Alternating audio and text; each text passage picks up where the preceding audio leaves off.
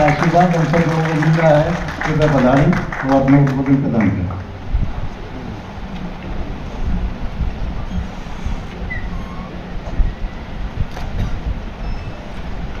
आज यहाँ पर मंच पर हमारे साथ बैठे श्री राजेंद्र सिंह शेखावत जी, संयोजक प्रबुद्ध जन प्रकोष्ठ, श्री BL सोनी जी जिनको अभी आपने सुना, आशुतोष पंत जी डायरेक्टर IOC, मनोज शर्मा जी, संजय बयानी जी, महेश शर्मा जी, सुशील जी शर्मा, राजीव बयानी जी और यहाँ पर बैठे सभी सम्मानित, चाहे वो वरिष्ठ हैं, चाहे कनिष्ठ हैं, चाहे वो युवा हैं या वयस्क हैं, आप सबको बहुत बहुत नमस्कार।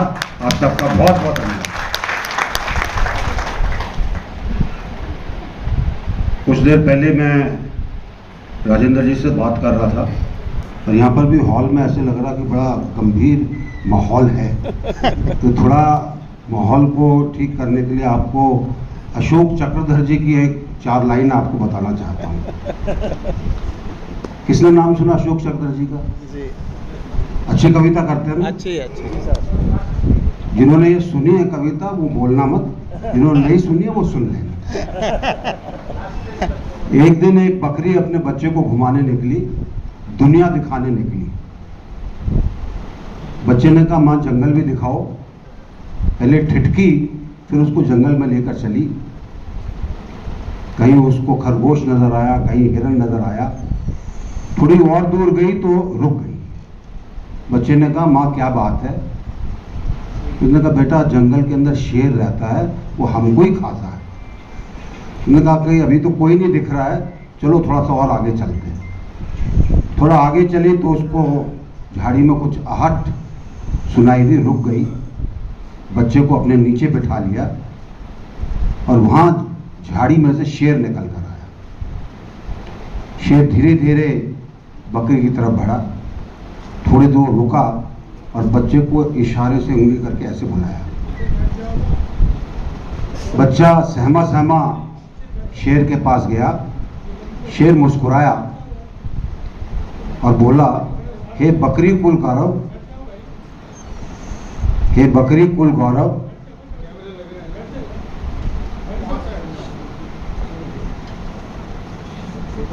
शतायु हो, दीर्घायु हो और इसी तरह खेलते रहो। बकरी की तरफ देखकर मुस्कुराया और चला गया। बच्चा अपनी माँ के पास आया, पूछा माँ ये क्या बात हुई? ये तो हमको खाता है। बकरी ने अपना सिर खुजाया और कहा बेटा जंगल में चुनाव आने वाले।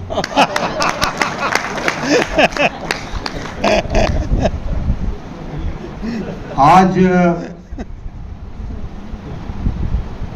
हम बात करेंगे कि भारत है कहां पर, और उसके बाद आपके ऊपर मैं ये फैसला छोड़ूंगा कि आपने क्या करना है। देखिए किसी भी देश के अंदर अगर बदलाव को हम देखते हैं तो 3 चीजों के अंदर बदलाव होता है, तब बदलाव आता है।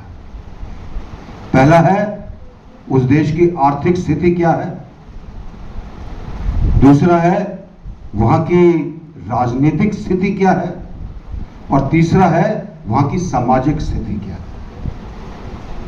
और मैं बड़े विश्वास के साथ कहना चाहूंगा कि 5000 वर्षों में जो हम बदलाव देश में देख रहे हैं वैसा पहले कभी नहीं था। एक अभूतपूर्व बदलाव है और मैं इन तीनों चीजों को लेता हूं और आपको बताता हूं क्यों अभूतपूर्व है। हम लेते हैं आर्थिक स्थिति को। आज अगर पूरे विश्व में किसी देश की आर्थिक उन्नति की गति 6% के ऊपर है तो अपना देश भारत है। अमेरिका तकरीबन 3 के करीब है, चीन थोड़ा सा 3 से ऊपर है, जर्मनी देश 0 के नीचे है। पूरी दुनिया में सब लोग भारत की तरफ देख रहे हैं। गर्व होता है कि नहीं होता? होता है। लग नहीं रहा। गर्व होता है कि नहीं? होता है। हम एक और आंकड़ा लेते हैं जो कि आर्थिक स्थिति से संबंधित है। वो है दूसरे देश हमारे देश में जो निवेश करते हैं, जिसको फॉरेन डायरेक्ट इन्वेस्टमेंट कहते हैं, एफडीआई। 2014 से आज तक एफडीआई का एक नया रिकॉर्ड बना है। हर साल कोविड के दौरान भी, जब पूरी दुनिया रुक गई थी, और ये एफडीआई 162 देशों से आती है, एक दो से नहीं आती, 162 देशों से आती है। ये एफडीआई 32 सेक्टरों के अंदर लगी हुई है। एक महीने की डिफेंस में शायद लग गई हो, रेलवे में लग गई हो, माइनों में लग गई हो। 32 अलग अलग सेक्टरों के अंदर निवेश है, और हर प्रदेश और यूनियन टेरिटरी के अंदर ये पैसा लगा हुआ है। अब आप अपने मन से पूछिए, आप पैसा कहां पर लगाओगे? यहां फायदा होगा, सीधी बात है। अगर फायदा नहीं होगा तो आप नहीं लगाओगे।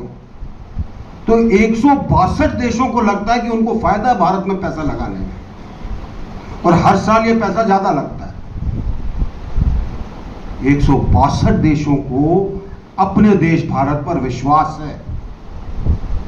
ये बहुत बड़ी बात है।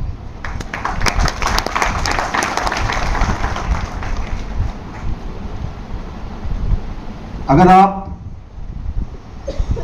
हमारे आर्थिक स्थिति को देखें,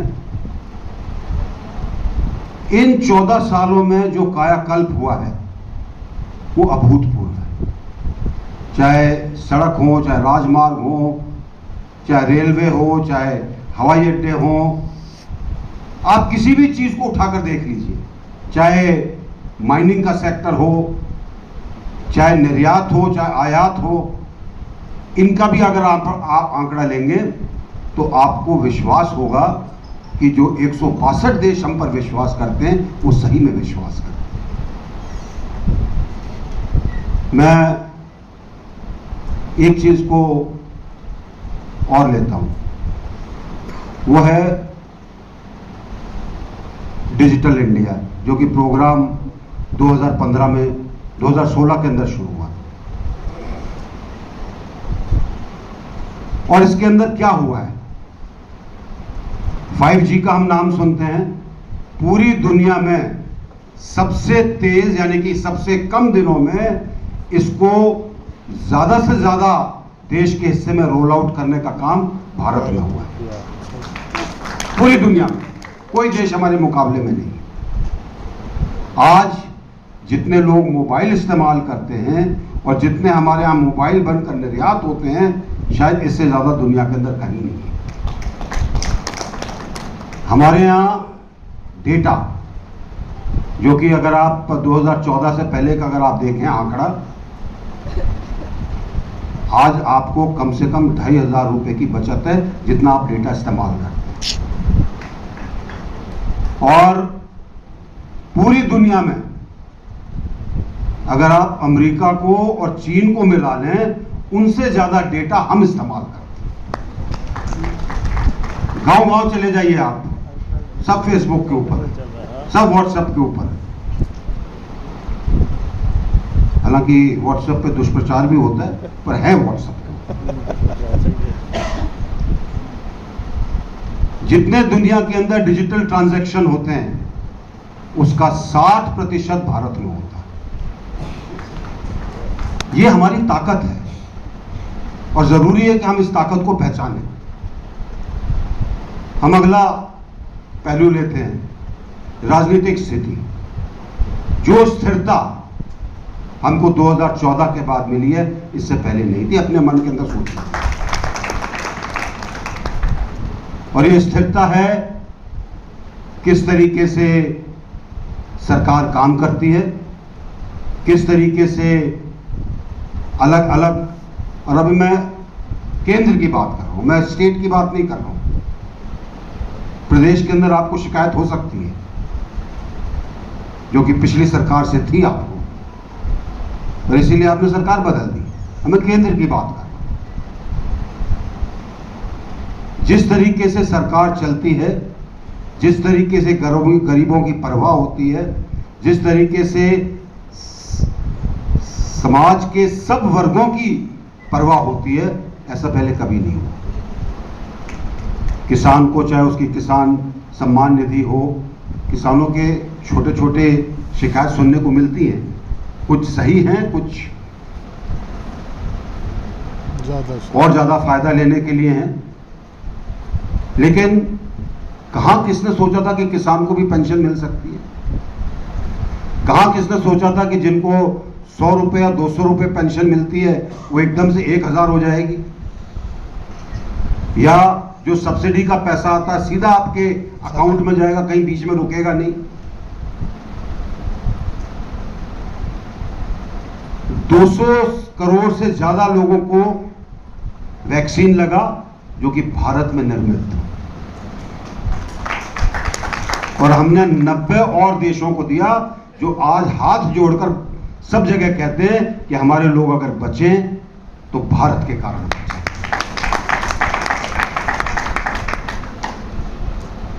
बहुत सारी चीजें हैं, और ये सब आपको स्थिरता देती है, एक ऐसा वातावरण देती है जहां सब चीजें पनप सकती हैं, आगे बढ़ सकती हैं, विकास के मार्ग खुलते हैं। तीसरी चीज मैंने कही थी, सामाजिक स्थिति क्या है। हर दुनिया के हर देश में कुछ ना कुछ सामाजिक वैमनस्य होता है, हमारे देश में भी है। हमारे देश में एक और खासियत है, हम व्हाट्सएप फैक्ट्री से, या व्हाट्सएप यूनिवर्सिटी भी कई बार बोलते हैं लोग, उसके द्वारा फैलाए गए दुष्प्रचार को जल्दी सुनते हैं, अफवाहों पर ज्यादा ध्यान देते हैं, इसलिए वैमनस्य जल्दी फैल जाता है या कुछ ना कुछ गड़बड़ होती है। लेकिन अगर आप आज समाज को उठाकर देखें, ये वैमनस्य उतना नहीं है जितना पहले कभी था। ये समाज के अंदर स्थिरता है। अगर एक प्रधानमंत्री कहें कि देश के अंदर सिर्फ 4 जातियां हैं, गरीब, युवा, किसान और महिला, क्या ये देश को नहीं जोड़ती? क्या बात, जोड़ती है ना। अगर कोई प्रधानमंत्री कहें कि देखिए ये जातिगत चीजों के अंदर मत पड़ो क्योंकि इससे देश बढ़ता है, और आप सब जानते हैं अंग्रेजों ने हमारे पर राज इसलिए किया कि उन्होंने हमको बांटा, और उसके बाद आजादी के बाद जो सरकार आई उन्होंने उससे ज्यादा बांटा। इसको याद रखिए। ये अब धीरे धीरे धीरे समाप्त हो रहा है, समाज की स्थिति बदल रही है। और एक चीज और देखिएगा, हमारे यहाँ अब इलेक्शन आने वाले, मैंने बताया था आने वाले हैं ना, आ चुके हैं सर, शुरू में बता दिया था कि आने वाले हैं। ये इलेक्शन अपने आप के अंदर पूरी दुनिया के लिए एक अजीब तरह का मापदंड है। इतने सारे लोगों का इलेक्शन होना, इतने लोगों के लिए कहां से कहां तक मशीनें जाती हैं, और कुछ स्वार्थ के अलावा देखा जाए तो कोई शिकायत नहीं है।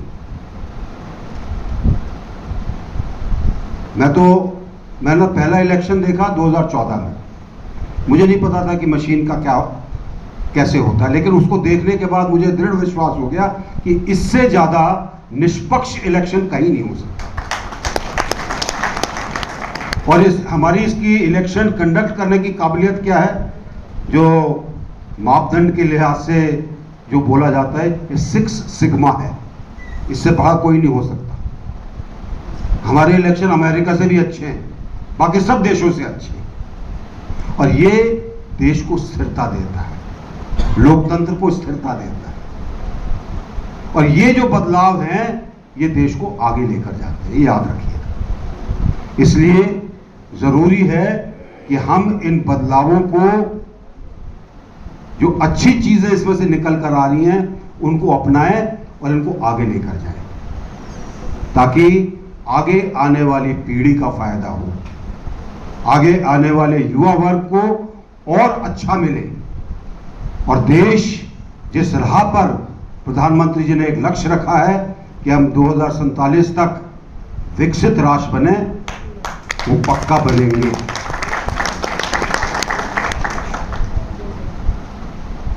आखिर विकसित राष्ट्र होता क्या है?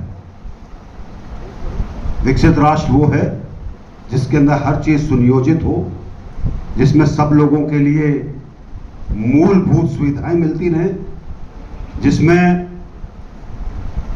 सब लोगों को समान अवसर मिले और पूरा समाज आगे बढ़े, तभी हम विकसित कहलाते हैं। इस रास्ते पर हम चल पड़े हैं।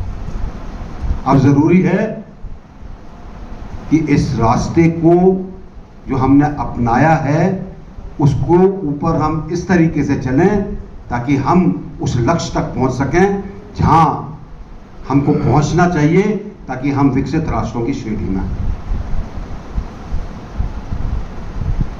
आप सड़कों का जाल देख लीजिए, जयपुर के आसपास देख लीजिए। अब आपको अगर आप दौसा होकर दिल्ली जाते हैं कितना टाइम लगता है? 3 घंटे नहीं लगता ना ज्यादा। जी। कहीं भी आप चले जाओ राजस्थान में, टाइम कम हो गया जी। और कोशिश की जा रही है कि ये और टाइम कम हो। एक रोड जो राजस्थान के अंदर और फर्क डालेगी वो है जो अमृतसर से जामनगर जाती है, बॉर्डर के तकरीबन साथ, ताकि माल ढुलाई का ऊपर खर्चा कम आए। जब माल ढुलाई के ऊपर खर्चा कम आएगा तो चीजें अपने आप सस्ती होने लगेंगी। बहुत कुछ दूर तक देखा जा रहा है और यही हमारी शक्ति है, यही हमारा संकल्प है जो हमें विकसित राष्ट्र की ओर लेकर चलेगा। बच्चे यहां पर बैठे हैं। आज NEP बनी है, न्यू एजुकेशन पॉलिसी। आप अपनी मातृभाषा में पढ़ सकते हैं। मेडिकल की शिक्षा मातृभाषा में होने लगी है, इंजीनियरिंग की मातृभाषा में होने लगी है।